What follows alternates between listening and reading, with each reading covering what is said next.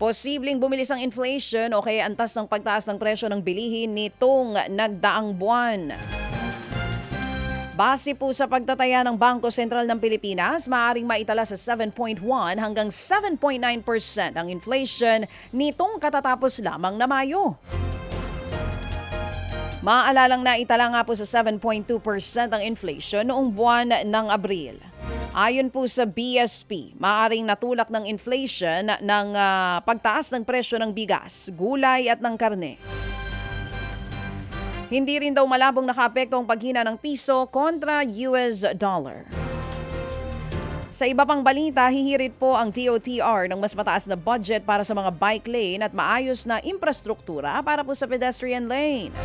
Ngayong taon, nakatanggap daw po ang DOTR ng 105 milyong piso para sa Active Transport Program.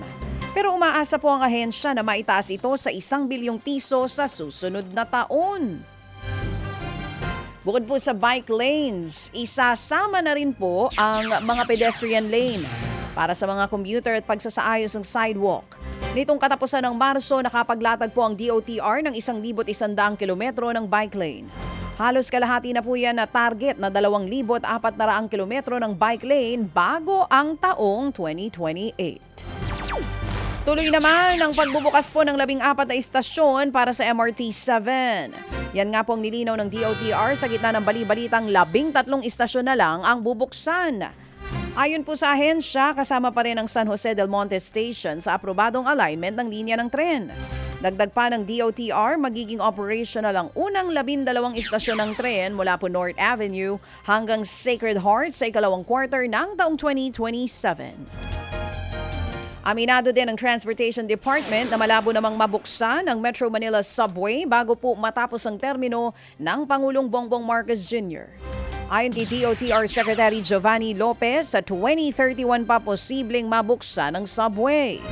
Target na lamang daw nilang maumpisahan ngayon ang demo run ng mga tren sa subway mula po yan sa depot sa Valenzuela hanggang sa Quirino Station pagsapit ng taong 2028. Inaasikaso na rin daw ng DOTR na ma-deliver ng maaga ang mga gagamiting bagon sa subway para masimula ng testing sa mga ito.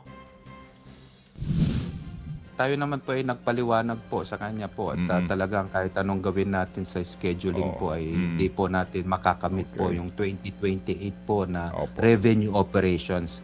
Kasi po other than po matapos yung infrastruktura, alalahanin po natin Manong Ted, may break-in pa rin po yung ating mga bagon.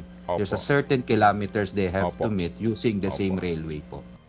Yan nga po, mga kapatid, ang tinig ni Transportation Secretary Giovanni Lopez.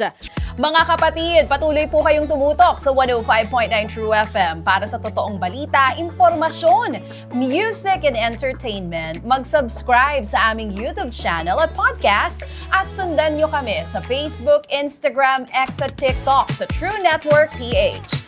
Bisitahin din po ang aming official website, truefm.ph.